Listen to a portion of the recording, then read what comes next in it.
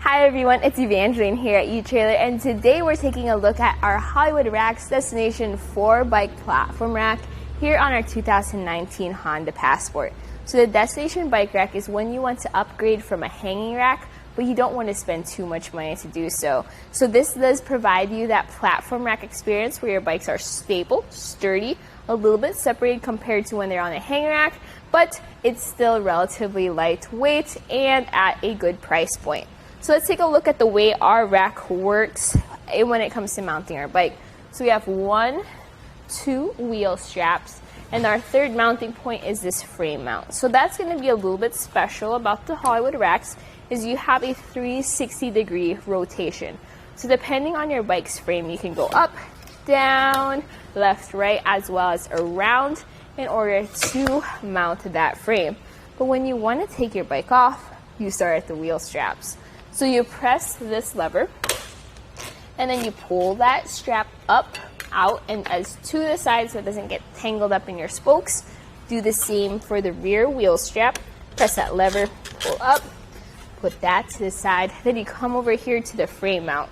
So now this may be a little bit tricky depending on how your bike is situated. So try to support it as much as you can as you press that lever and you pull out on that strap. And once that is released, you can then grab your bike and try to get that over that mast. Good thing that mast isn't high up. And then you're ready to go on a bike ride. And with that bike out of the way, we gotta take a closer look here at our Destination Bike Rack. So some people call these cradles. Here at etrailer have started calling them wings because the way the cradles are designed kind of look like wings. So we have this strap, and this goes around your bike's wheel, and this nice cushion right over here goes on top of the wheel. So as you ratchet that down, you want to make sure that it's on top to help protect your wheel from scuffs and scratches, but also to provide a little bit of extra traction. Now when your bike is off, please put these straps back in. That way they're not flopping around as you drive around, and you reduce the chances of losing your straps or damaging them. Now, if you want to access your hatch on your Honda Passport, 1, you will have to take your bikes off. 2, you'll have to lower this back mast.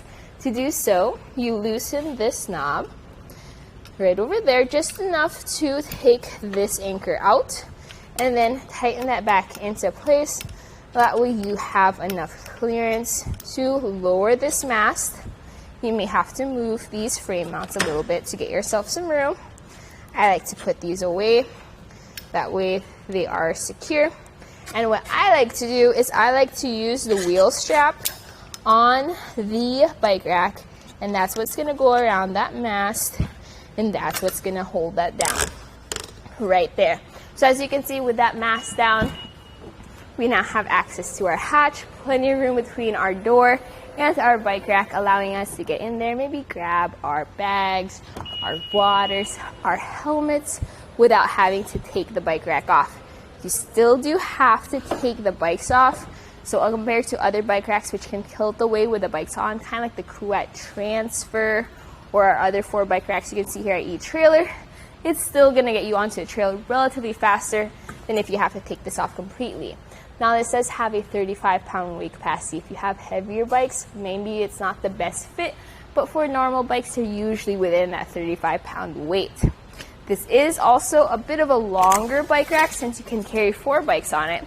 So we'll take some measurements real quick. Measuring from our bumper to the end of the rack, it sits at about 39 inches of length added to the back of our vehicle.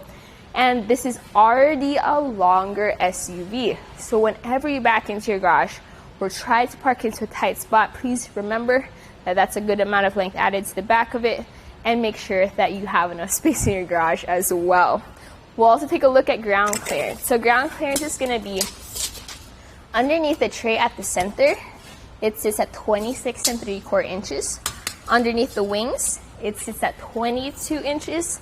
And then underneath the shank, it sits at 13.5 inches.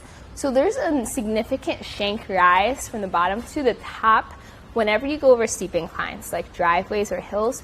Your front's gonna come up, your back's gonna go down, and you want to make sure you have a good enough ground clearance for your bikes. So the Honda Passport already has pretty decent ground clearance, so I wouldn't worry about it too much, but still a nice measurement to know. Another thing you can do is you can fold this up. To do so, there's this pin right over here. Pull on that pin and then rotate this knob to take that bolt out. Now that bolt has a string, so just let that hang right over there.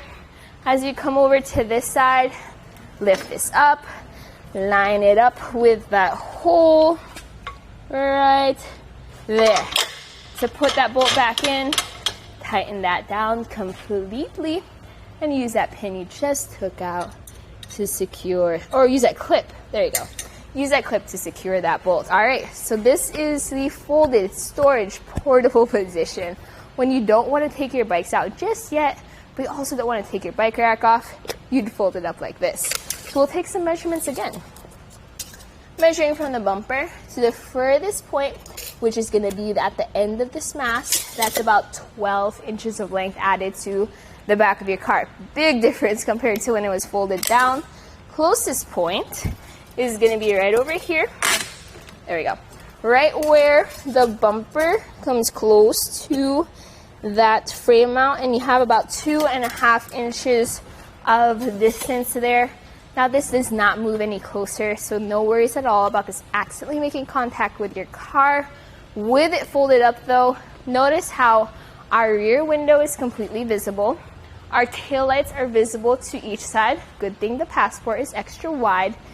Now our backup camera sits right over there. So it does kind of sit between this opening inside the destination bike rack. You're definitely gonna see the bike rack in your camera, but you'll also kind of see everything behind you.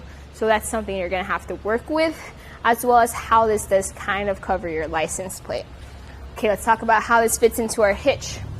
This has a 2-inch solid shank. It uses an anti-rattle bolt to lock it down. So you do get a wrench to tighten down that bolt, but I personally recommend doing what I do, which is to use a socket wrench with a 3/4 socket. So much easier that way. But anyways, with that tightened down, you can see how as I shake our bike rack, I'm mainly shaking the vehicle, showing that it is a secure fit between the bike rack and the car, making for a smoother ride for your bikes overall. Okay, so my final thoughts about the Hollywood Racks Destination Bike Rack is this is a very large platform rack. It does not tilt away, so if you want access to your hatch, you are going to take your bikes off. It does fold down though and fold up as well, so if you want something portable, this will work. This will cover your license plate and your backup camera, so there is that. But if you want to bring all your friends, all your family, you all want to go for a bike ride, you want something that's sturdier than a hanging rack but not too pricey, this may be a good option for you. So that was a look at the Hollywood Racks Destination 4 bike rack here on our 2019 Honda Passport. Now we're going to go ahead and take it on our test course. First we'll start with the slaloms. This is going to show the side-to-side action. It's kind of going to mimic the movements that you'll see whenever you're driving down the road normally.